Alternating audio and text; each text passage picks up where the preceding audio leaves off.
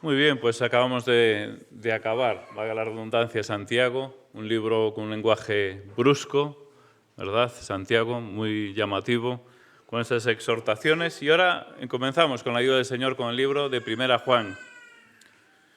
Bueno, no es mucho menos brusco, hablando Juan.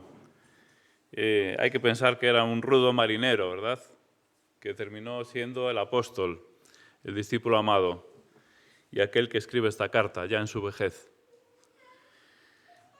Aquí no hay grises en este libro. Hay blanco o negro.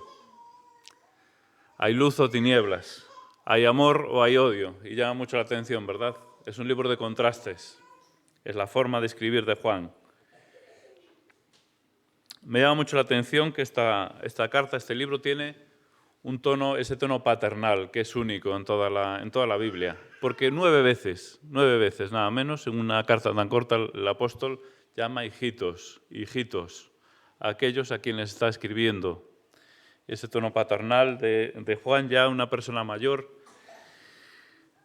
aunque siendo un rudo pescador, como venía siendo ya hace muchos años atrás, pero tenía el corazón enternecido y escribía con este tono paternal a aquellos a los cuales iba dirigida esta carta, incluidos también a nosotros en el día de hoy. Solo aparece 2 veces más la palabra hijito, este término, en el Nuevo Testamento. Jesús lo utiliza en Juan 13, cuando está anunciando a sus discípulos que se marcha. Y dice, bueno, hijitos míos, aún estoy un poco más con vosotros. ¿Recordáis, verdad, esta escena? Y el apóstol Pablo lo utiliza en Gálatas 4:19, cuando dice, hijitos míos, por los cuales vuelvo a sentir dolores de parto. Recordáis también ese texto, ¿verdad?, en el libro de Gálatas. Y las otras 9 veces aparece aquí en el libro de Juan. Una carta paternal, este tono paternal.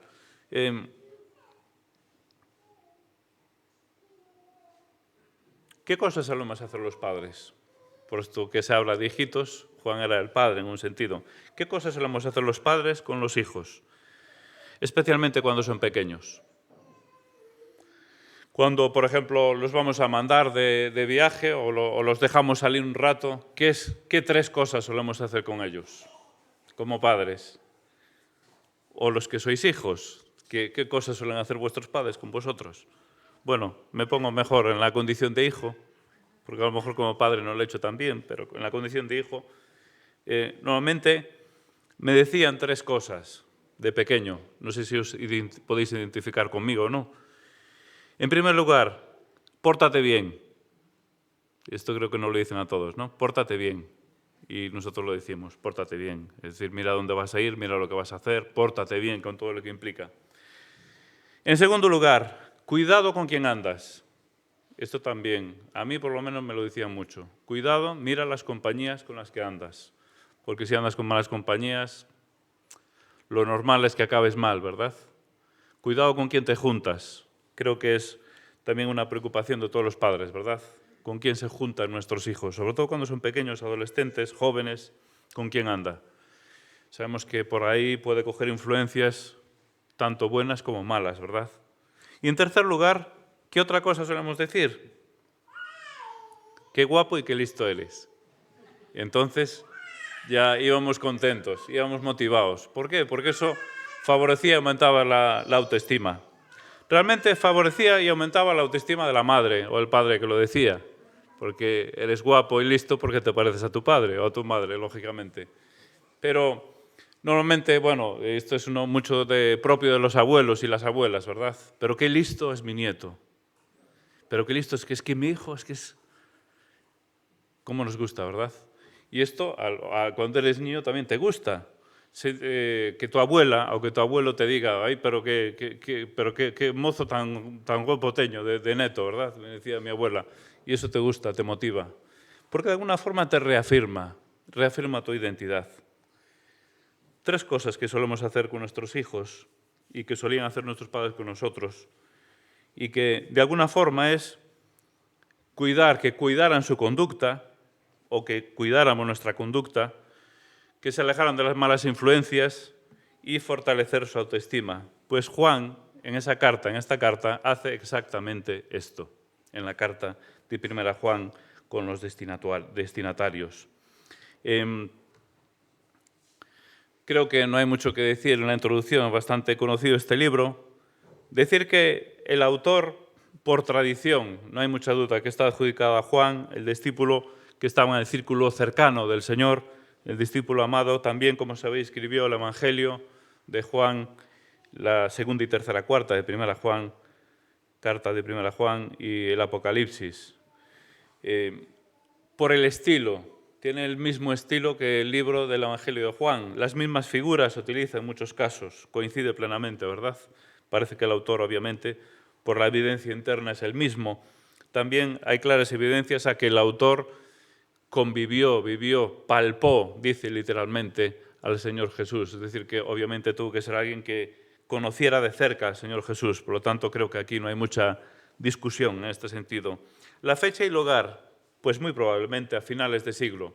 Sabemos que fue después de la dispersión de los judíos. En el año 70, como sabéis, Jerusalén fue totalmente destruida y todos los judíos los creyentes, los cristianos, fueron dispersados por todo el imperio. Y entonces se calcula que en torno al año 90, entre un abanico entre el 85 y 95 después de Cristo, que fue escrita, y se cree que el lugar, pues en Éfeso, ahí es donde la tradición sitúa al apóstol Juan, donde pasó sus últimos años antes de ser expatriado a la isla de Patmos, ¿vale? Entonces está en Éfeso, muy probablemente ministrando por las distintas casas. La iglesia que se desarrollaba, que convivía en distintas casas allí en Éfeso, vemos al apóstol Juan. Los destinatarios, clarísimamente, aquí no hay duda, es hacia los creyentes, dirigido a creyentes, no hay duda ninguna, no hace falta ni demostrarlo, es evidente. Y en los destinatarios iniciales, probablemente las iglesias de Asia Menor, la que hoy conocemos como Turquía. Ahí son los primeros destinatarios y, como sabéis, tiene vocación de carta universal y llega, por supuesto, hasta nuestros días y es útil, por supuesto, como no, también para nuestros días. ¿Cuál es el motivo de esta carta? Combatir las falsas enseñanzas y las herejías que en aquel momento circulaban de forma muy potente por el entorno de la Iglesia y que habían llegado también a la Iglesia. La más relevante o importante era el gnosticismo, que curiosamente aún tiene influencia en nuestros días. Y bueno, no voy a extenderme mucho, pero decir lo más básico. El gnosticismo decía que la carne, el cuerpo era malo. Lo único bueno era lo espiritual y el espíritu. Entonces todo lo relacionado con el cuerpo era malo. Y creían que la salvación precisamente se producía a través del conocimiento, gnosis, de ahí viene el gnosticismo, y consistía en separarse lo máximo posible del cuerpo. Y la única vivencia posible era la espiritual. El cuerpo no tenía mayor importancia. Todo lo relacionado con el cuerpo era malo y no tenía valor alguno. Creo que de alguna forma en el subconsciente evangélico hoy en día hay algo de esto. En el subconsciente colectivo tenemos algo de esto. Todo lo que está relacionado con el cuerpo es malo y todo lo que está relacionado con el espíritu es bueno. Y esto es un error,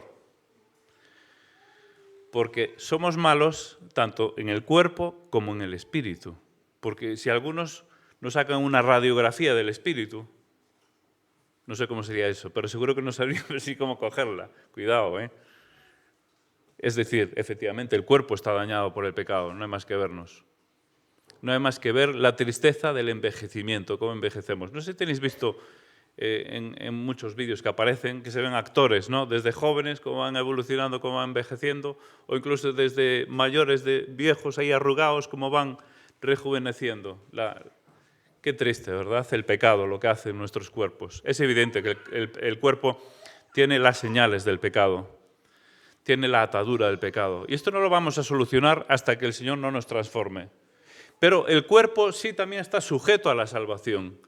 Y ahora mismo está sujeto y estamos esperando a que llegue ese día en que seamos salvados corporalmente. El Señor va a transformar nuestro cuerpo. ¿Qué ocurre?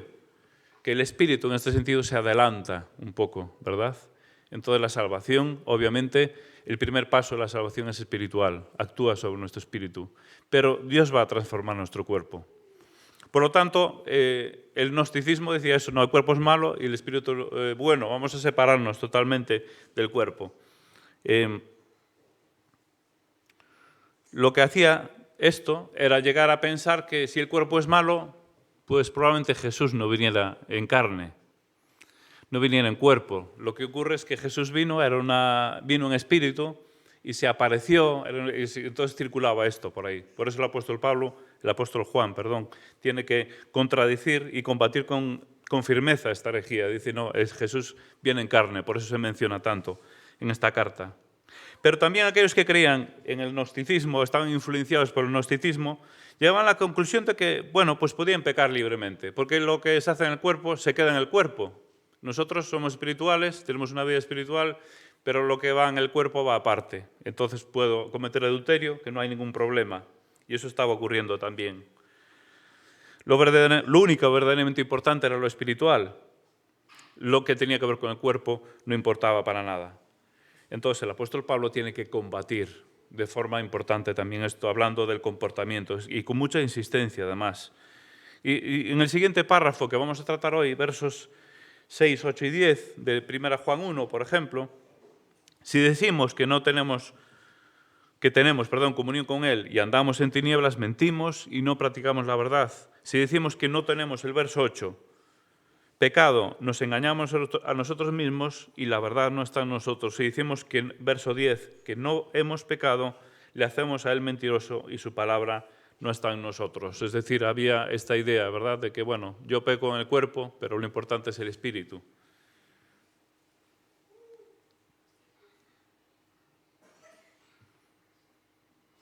En la carta de Juan, precisamente encontramos 3 elementos importantes que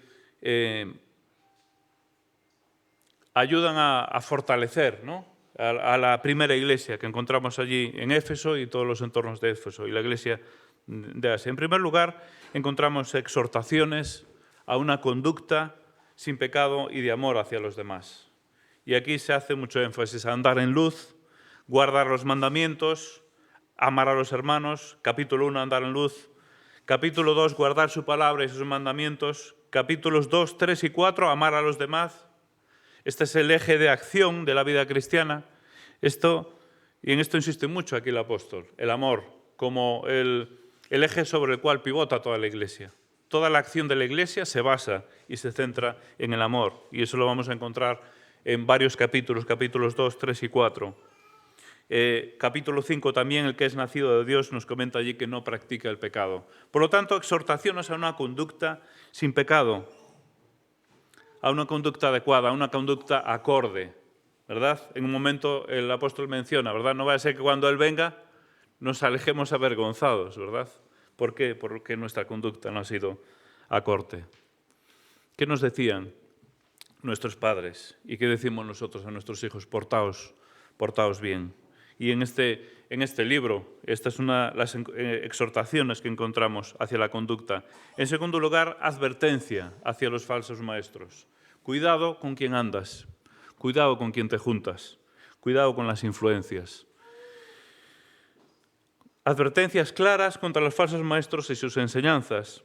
Especialmente, se hace énfasis en esta carta en las enseñanzas que negaban que Jesús no había sido o no había venido en carne, sino que era un espíritu, ¿verdad?, como comenté antes. Capítulo 2 se nos menciona cuidado con los anticristos. Dice 2:22, dice, ¿quién es el mentiroso? Sino el que niega que Jesús es el Cristo. Este es el anticristo, el que niega al Padre y al Hijo. Y precisamente en el capítulo 4, leemos del verso 1 al verso 3, capítulo 4 de 1 Juan, dice, amados, no creáis a todo espíritu, sino probad los espíritus si son de Dios, porque muchos falsos profetas han salido por el mundo. En esto conoced el Espíritu de Dios. Todo espíritu que confiesa que Jesús no ha venido en carne, que Jesús ha venido en carne, es de Dios. Y todo espíritu que no confiesa que Jesucristo ha venido en carne, no es de Dios. Y este es el espíritu del anticristo, el cual vosotros habéis oído que viene y que ahora ya está en el mundo. Fijaos qué forma clara de combatir esta filosofía que se estaba introduciendo en la Iglesia. Mira con quién andas, cuidado con quién te juntas. Para nosotros tenemos que decir cuidado con las fuentes también de las cuales bebemos. Muchas veces no son fuentes adecuadas. En tercer lugar, el apóstol hace declaraciones de, vamos a decir, de privilegio de nuestra identidad. Pero qué guapo eres, pero que de una familia tan importante, ¿no? Decía, te podía decir tu padre o tu madre, estás en una familia muy importante. Y de niño dices, bueno, qué bien, ¿no? Qué maravilla poder estar en esta familia. Me siento orgulloso de estar en esta familia. Algo parecido hace el apóstol Juan con aquellos creyentes. Y les dice, capítulo 3, les dice lo siguiente. Mirad cuál amor nos ha dado el Padre para que seamos llamados hijos de Dios. Por esto el mundo no nos conoce, porque no lo conoció a Él. Amados, ahora somos hijos de Dios. Y aún no se ha manifestado lo que hemos de ser, pero sabemos que cuando Él se manifieste seremos semejantes a Él porque le veremos tal como Él es. Somos hijos de Dios. Qué motivo de orgullo, de autoestima, de fortalecer la autoestima de los creyentes en el momento. Fijaos que sois hijos de Dios. Qué grande. Y podemos decir, pero qué guapo eres, ¿verdad? Y decir, pero eres hijo de Dios. ¿Puede haber una hermosura mayor? ¿Puede haber una hermosura mayor que ser hijo de Dios? Por supuesto que no. Nosotros, con los niños, intentamos reforzar su autoestima. No necesariamente diciendo qué guapos son, lógicamente. Yo creo que me entendéis, ¿verdad? De muchas maneras. Es importante también tener una autoestima. Pero como creyentes, reforzamos nuestra posición, nuestra autoestima como hijos de Dios, porque somos hijos de Dios. Entonces vamos, y voy a decir con la cabeza bien alta, no sería este el término adecuado, lógicamente, pero vamos firmes, vamos confiados, sabiendo quiénes somos. Yo creo que son los tres aspectos más importantes que tal vez podemos encontrar en esta carta. Y como introducción, el apóstol Juan lo que hace es precisamente pues, lo que podríamos haber hecho nosotros con nuestros hijos o nuestros padres con nosotros, cuando los lanzamos a la calle por primera vez. Vamos a leer primero la introducción en el texto. Vamos a 1 Juan capítulo 1, versos del 1 al 4. Este es el texto que toca desarrollar hoy. Un texto muy breve, por lo tanto no nos llevará mucho tiempo. Dice así, capítulo 1 de 1 Juan, 4 primeros versículos. Lo que era desde el principio, lo que hemos oído, lo que hemos visto con nuestros ojos, lo que hemos contemplado y palparon nuestras manos tocante al verbo de vida, porque la vida fue manifestada. Y la hemos visto y testificamos y os anunciamos la vida eterna, la cual estaba con el Padre y se nos manifestó. Lo que hemos visto y oído, eso os anunciamos, para que también vosotros tengáis comunión con nosotros, y nuestra comunión verdaderamente es con el Padre y con su Hijo Jesucristo. Estas cosas os escribimos para que vuestro gozo sea cumplido. Hasta aquí la lectura. Cuando soltamos a nuestros hijos a un mundo sin duda peligroso, ¿qué es lo que hacemos? ¿Cómo los protegemos? Bueno, siempre tenemos preocupación, ¿verdad? Y creo que eso nunca pasa de fecha. Los hijos nunca llegan a hacerse mayores para decir, bueno, he dejado de preocuparme por ellos. Sabemos que no es así, ¿verdad? Pero esa primera vez que salen, esa primera vez que llegan tarde a casa, qué preocupación, ¿verdad? ¿Dónde estará? ¿Qué estará haciendo? ¿Con quién estará? Bueno, gracias a Dios nosotros no hemos tenido con nuestros hijos muchas incidencias y doy gracias a Dios por ello. Actualmente convivimos con Jordán y la verdad que no tenemos nada que reprochar. Es muy difícil que llegue tarde a casa, por lo tanto, eso es una tranquilidad importante. Pero si algún día se retrasa, aún con la edad que tiene, 27 años, no es normal, diréis, ya es suficientemente mayorcito, pero aún hay esa preocupación. Las 11, las 12, y aún esa cosa, ¿no? Esa preocupación. Obviamente ya es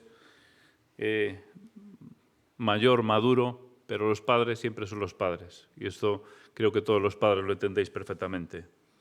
Pero, de alguna forma, el apóstol Juan, con esta iglesia relativamente joven, con conflictos, también tenía preocupación. Y es como dejarlos solos, ¿no? Os voy a dejar, os dejo marchar. ¿De qué forma dejamos a los hijos? Bueno, lo que procuramos, desde luego, que tengan convicciones claras, que sepan lo que pueden y no pueden hacer. Pero sobre todo también que vayan formados, ¿verdad? Que vayan completos, que tengan la madurez suficiente, que sean jóvenes con madurez, que sean maduros, que sepan decir que no a cosas que no sean adecuadas, ¿verdad? Esto es lo que confiamos y al final hay que soltarlos porque también es malo sobreprotegerlos, ¿verdad? Esto es lo que muchos padres, pues a veces caemos en sobreprotección. No es bueno tampoco. Tienen que coger los hijos su autonomía. Y usando este paralelismo, lo que Juan hace en esta introducción es precisamente afirmar la fe, que vayan con convencimiento, porque obviamente vienen falsos maestros, vienen influencias peligrosas para la Iglesia. Entonces quiero que vayan firmes en la fe. Lo que hace el apóstol es precisamente afirmarlos en la fe, ir a las raíces y afirmarlos en la fe, en esta introducción. En primer lugar, si os fijáis, va a la esencia del Evangelio y habla de la vida, el paralelismo entre vida y Jesús. Aquí vida se traduce directamente por Jesús porque está hablando obviamente de Jesús. Y Juan presenta a Jesús como la vida y presenta 3 descripciones de la vida. 3 descripciones. Aquí vemos la vuelta a la esencia del Evangelio. En primer lugar, la vida como mensaje de Dios. Tocante, dice el verso 1 al final, tocante al verbo de vida, al logos de vida, a la palabra de vida. Es decir, el mensaje de Dios. El logos es la palabra, pero es mucho más que la palabra. Hay otra palabra en el griego que se utiliza para hablar de palabra, que es irema, pero en este caso se utiliza logos porque tiene que ver más, no solo con la palabra, sino con el pensamiento que está detrás de la palabra. Lo que Dios quiere comunicar. Y esta misma expresión que se utiliza en 1 Juan, el verbo, se utiliza aquí. El logos, el verbo, la palabra. Ese mensaje de Dios encarnado. Y esta es la esencia del Evangelio. Es poder escuchar directamente la voz de Dios. Mucho más que la voz. El logos es la revelación de Dios mismo. Y Juan presenta así al Señor Jesucristo. La segunda descripción que hace es que esta vida se manifestó, la manifestación de Dios. Dice, la vida fue manifestada y se nos manifestó, lo dice por 2 veces. Verso 2. Es decir, esto es mucho más que un mensaje. Es la manifestación de Dios mismo. Es Dios que se ha hecho accesible a nosotros. Es Dios que se ha acercado. Podemos no solo contactar con Él, sino relacionarnos con Él, vivir con Él, convivir de alguna forma con Él. Y en tercer lugar, la tercera descripción que hace de la vida, es decir, de Jesús, es que es eterna. Verso 2 dice, os anunciamos la vida eterna, la cual estaba con el Padre, ya desde el principio, ¿verdad? En el verso 1 dice, lo que era desde el principio, está hablando y hace referencia a la eternidad, obviamente, de Jesús, de Dios. Esto, obviamente, también hace referencia a su deidad. Él es Dios mismo.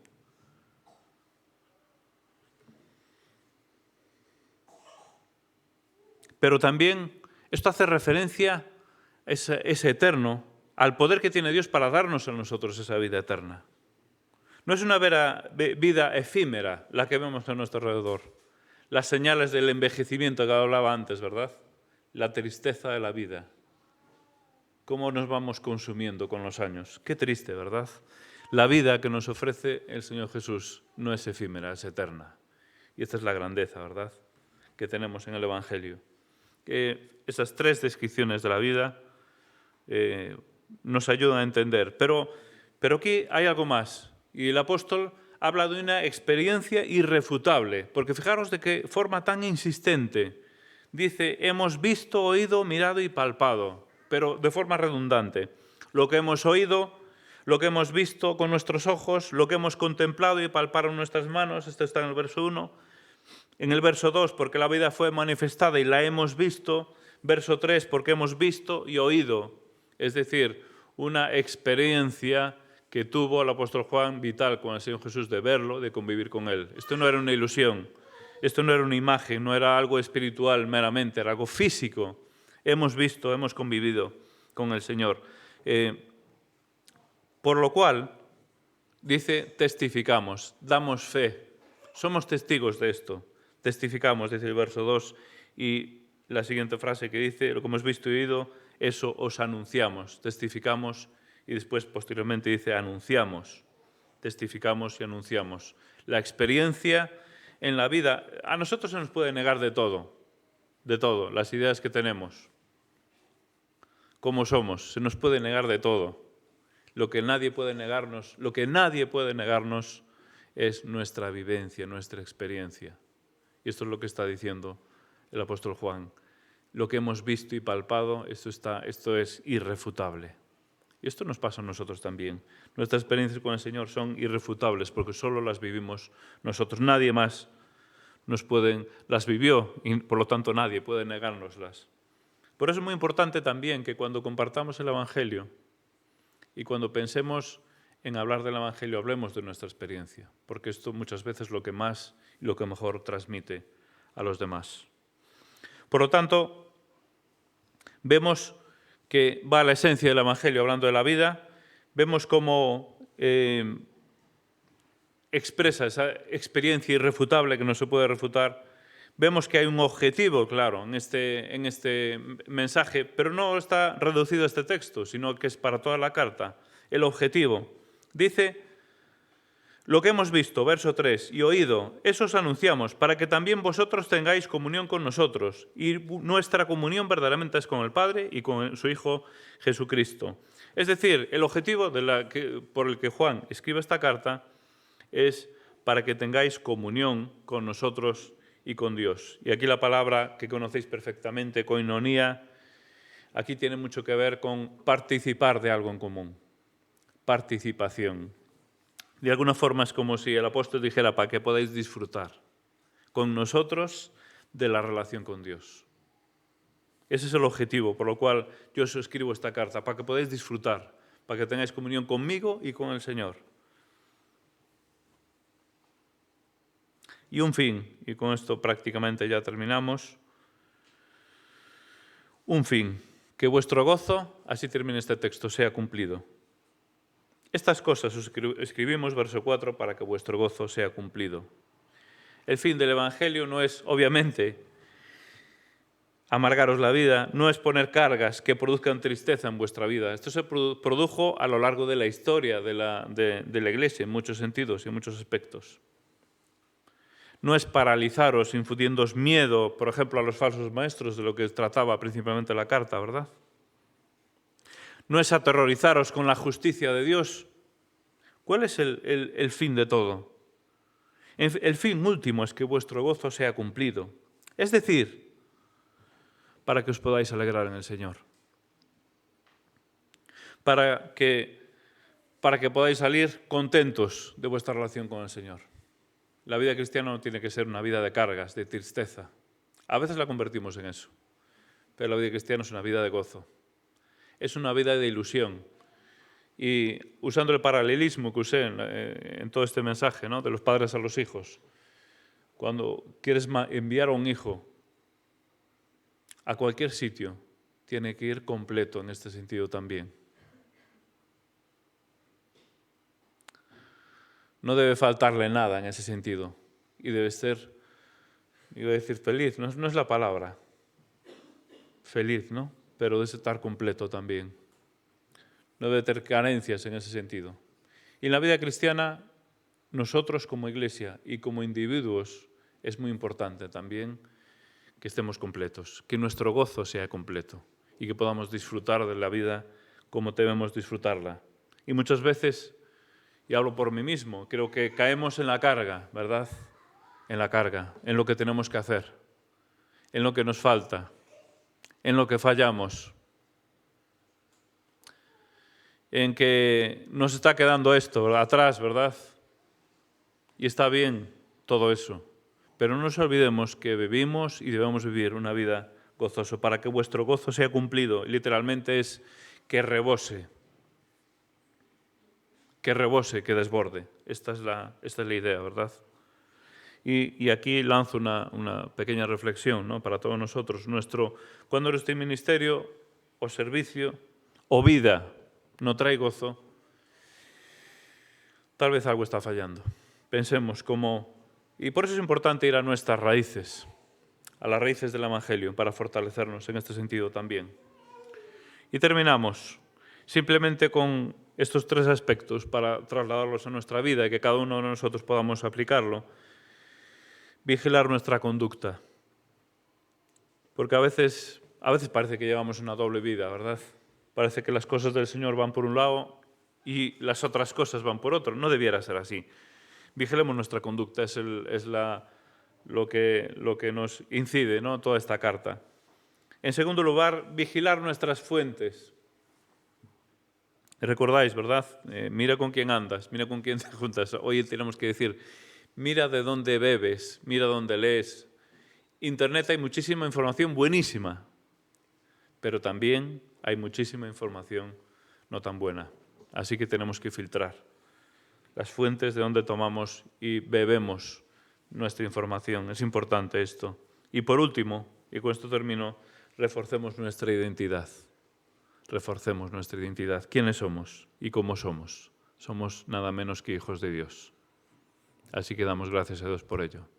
Muy bien, pues terminamos con una oración y hasta el martes, si el Señor quiere, animaos el martes a venir. Este martes pasado lleva un poquito más de asistencia y es bueno ver a los hermanos reunirse para orar. Así que, si el Señor lo permite, nos veremos aquí el próximo martes. Vamos a tener una oración de despedida. Te damos gracias, Señor, por tu palabra, porque es preciosa para nosotros. Y aun teniendo en cuenta nuestra debilidad, nuestra falta de conocimiento de ella, lo poco que entendemos, queremos agradecerte que nos hayas hablado esta mañana. Te pedimos que nos ayudes a poner en práctica lo que hemos visto en tu palabra. Ayuda a que en nuestras vidas expresemos y manifestemos esta madurez de personas y creyentes maduros. Que sí, obviamente nos enfrentamos a situaciones difíciles. Nos enfrentamos tantas veces a falsas enseñanzas. Ayúdanos a tener la madurez suficiente para discernir. Ayúdanos a tener el gozo también en nuestras vidas, que nos ayuda a estar completos, que nos ayuda a vivir de forma adecuada. Ayúdanos a que nuestras cargas no nos aplasten y que sepamos ponerlas en ti, que es donde tienen que estar. Ayúdanos como Iglesia, Padre, a servirte y amarte. Y como leemos en esta carta, que la base de nuestras relaciones sea el amor, en todo. Ayúdanos a que sea así. Te lo pido en el bendito nombre del Señor Jesús. Amén.